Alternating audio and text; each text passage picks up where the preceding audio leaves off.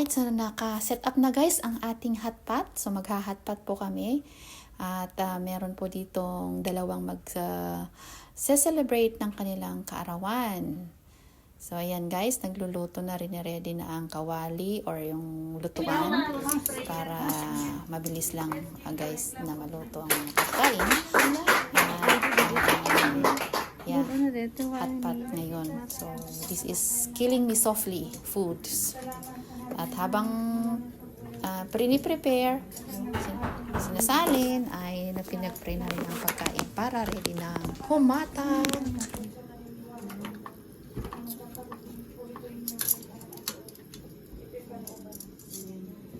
Panalangin po patuloy, balik po kalakasan ng Lord. Isa sa kanila patuloy na may ganap sa kanilang puso. Salamat din po sa bawat isang dumalo at sa lahat ng hindi nakadalo naman kung kalailaran nila. Ikaw na po ang Udi na kita. samahan mo kami Lord sa aming pag-uwi. Udi na kita gulay. Tata masarap mabayag maluto. Praise of the Lord Jesus and the fellowship of the Holy Spirit. Deta ni ilukat mo deta ni. Amen. Gaitan.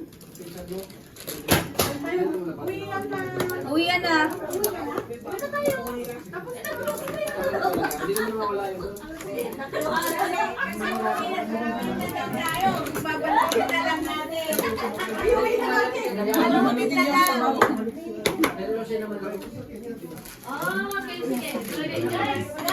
Habang naluluto sila, mayroon ng konting testimony sila. Ayan.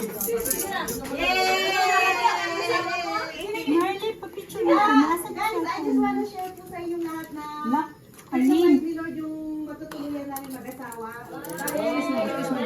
May 15 po. Actually, blessing po talaga. Gusto ko po siya dahil malapit siya sa Lawrence Station. Kung pala malapit sa work. Tapos po, tinitingnan ko yung April. But the landlord, ano tawag dito? Agreed po na hintayin ako ng May 15, which is very, usually hindi sila magtatagal ng 1 month or 6 weeks kasi sayang ang kita.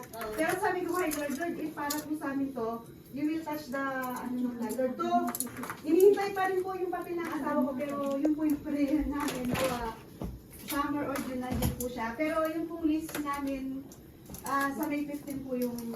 Nabandog ka rin ng board. After the kainan.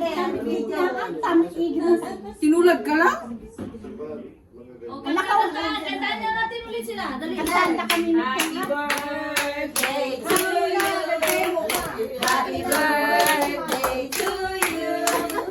Happy birthday.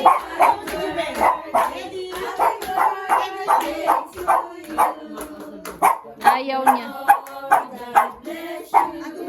Ayaw niya.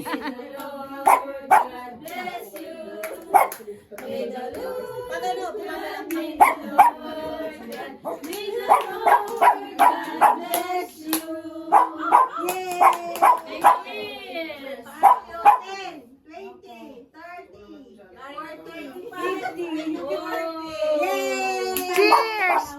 Cheers! Magtinal pa ganun. Isa kayo dito. Ay, wala tayo. Nagawin tayo. Ay, yun na lang, yung malalaking